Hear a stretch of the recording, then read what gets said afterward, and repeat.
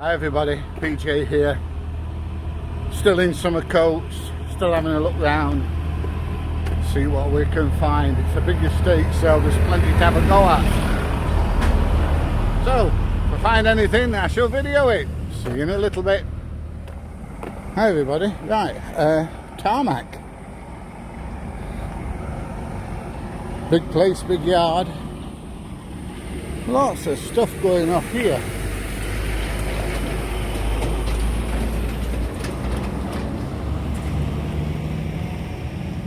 Lots of stuff. So I don't know if the silos at the back are part of Tarmac. I think there's a good opportunity or a good chance that they are. Loads and loads of blocks there.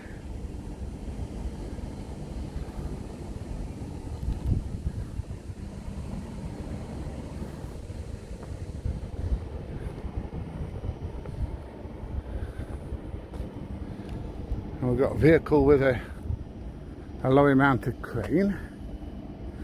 Not the usual type of HIAB where it's at the back of the cab.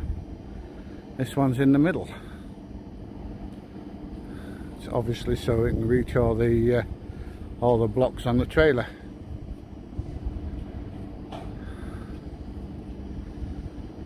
Definitely a lot of blocks here. Hey up, mate, how you doing? Alright. Well, just curious obviously why you're filming our premises like this. So don't get run over. Yeah. I do industrial units, go around video industrial units to come on YouTube. Oh, okay. People find them really interesting. Yeah. Hopefully somebody comes out like yourself and tells me what they do here and everything else. Okay, well, as you can see, really, we're just manufacturing the blocks. You manufacture the house blocks? building, yes. Alright, so are these internal, external blocks? Both. Both? Primarily invented for the interior because they're thermal. Right, and that was going to be my next question, are they thermal blocks? But they are used under the DCP because we make... That's a damp proof cost for people that don't understand. We make obviously the footing blocks.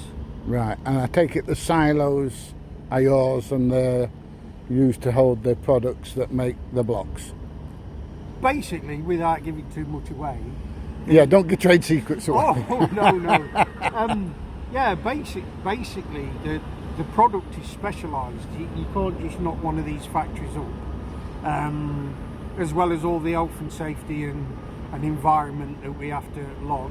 Basically, it's like making a cake. So right. Raw materials are in the silos. Right. So they don't set the baked. Exactly. Right. So okay. It's exactly like, as I say, making a cake. All the raw ingredients are mixed up in a mix. They're put into, want of a better word, cake tins. Right. Molds. Molds. Yeah. And then there's a process. They have the reaction which puts basically the bubbles to give the blocks the thermal capabilities. It also causes a reaction for them to go semi-hard. So we basically take the side of the mould off. We put them into our cutting line.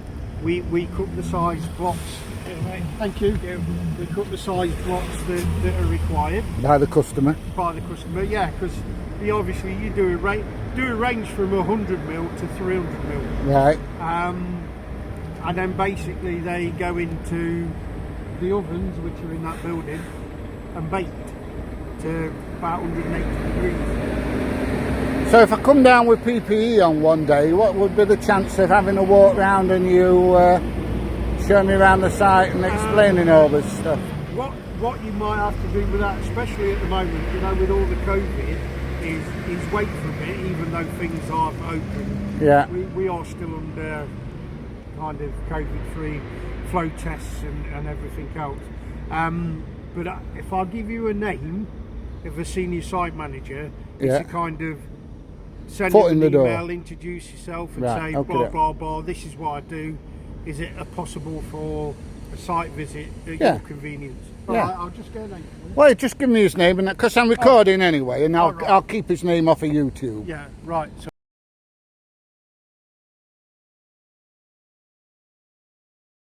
.co.uk. Okay, what's your name? Mick Walsh. Mick. All right, Mick. You've been an absolute star. You will be on YouTube. All right then. Is that all right? Yeah, no problem. All right.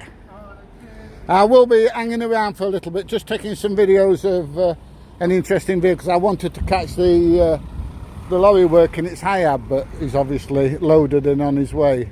Yeah, it's hard to catch because again, because of the health and safety, we kind of have the procedure where they're in the gate, we take them into the yard, and until they're parked in a safe position where we can maintain their safety, Yeah. then they get out and lift the crane up basically. Then we load.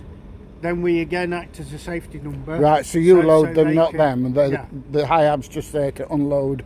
To unload At on the the other other side end. because obviously, well, I don't know. You're a much safer loader. 80% of our loads go direct to site. Yeah, I so imagine. a lot of them are crane. I used to crane do a operated. bit for driving for Polypipe, Yeah, and they used to manufacture, and then we used to deliver straight on site. yeah. It was a murderous job finding the bloody sites half the time, because half of them aren't on the maps because they're new building sites and things. Exactly. Exactly, Oh, we have yeah. a few of them.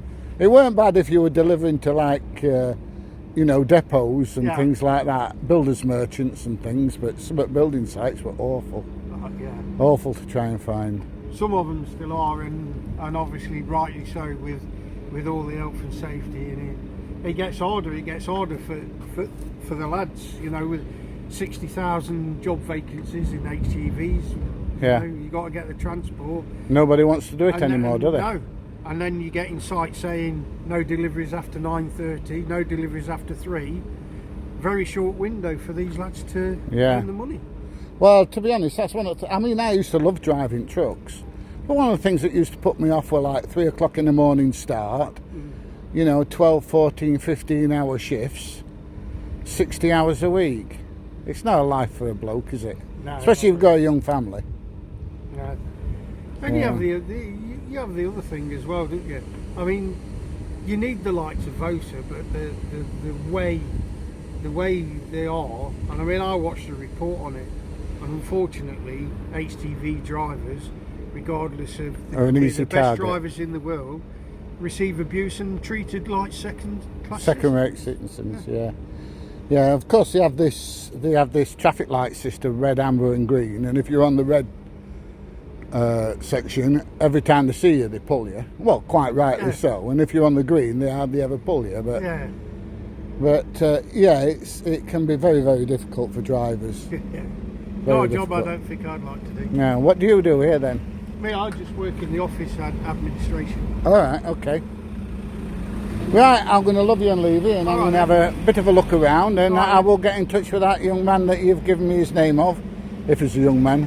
He's fairly young, yes. Yeah, and hopefully I might see you again in the near future. Okay then. Alright, thanks for your time, my friend. Very, very pleasant gentleman. With a bit of luck, I might be able to get a visit. So let's have a walk around. I am time sensitive at the moment. I've got a bit of work to do. So let's have a walk around and see what we can see, if anything.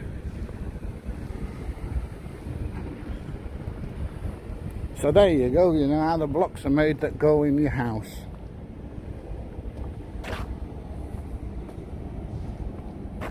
Without giving too many secrets away, of course. This looks like the loading bay. So it looks like the vehicles come in this way and then get loaded here. I'm just speculating at that. But that's what I suspect. Has he got forks on? Has he got clamps? I can't see from here. I'm going to have to come back down here again and see if I can catch him one day loading a lorry. Anyway, that's about it for this video.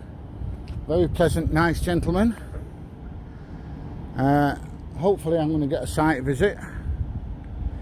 and if I do, once again I'm going to pop it on YouTube.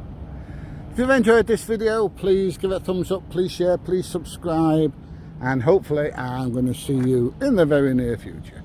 Bye everybody.